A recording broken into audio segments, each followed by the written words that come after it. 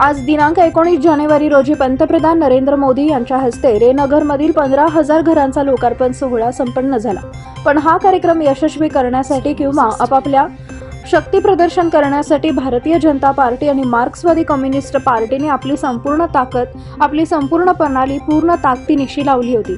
पण शक्ती प्रदर्शनाच्या या खेळात अडम मास्तर हे सर्रास झाल्याचं दिसून आले। वसीम देशमुख आज आपण पाहत आहात रेनगरचा हस्तांतरण सोहळा पंतप्रधान नरेंद्र मोदी यांच्या हस्ते झालेला आहे आणि ह्या हस्तांतरण सोहळ्यामध्ये आज 1.5 ते 2 लाख लोक असण्याची शक्यता नाकारता येत नाही।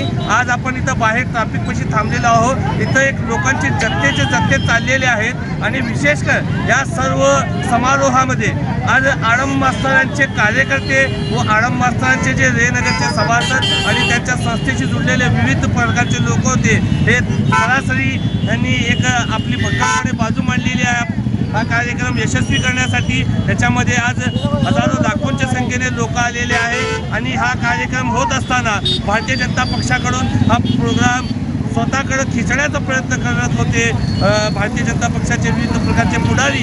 पण आडम मास्तर आणि त्यांच्या कार्यकर्त्यांनी इथं संपूर्णपणे आपलं शक्ती प्रदर्शन लावलेलं आहे असा मला दिसत आहे। महाराष्ट्र न्यूज चॅनलवरनं मी संपादक वसीम देशमुख, नमस्कार। तुम्ही कशाला आलो? घरासाठी झालं। हां, कुठल्या संस्थेमध्ये आहे तुमचं घर?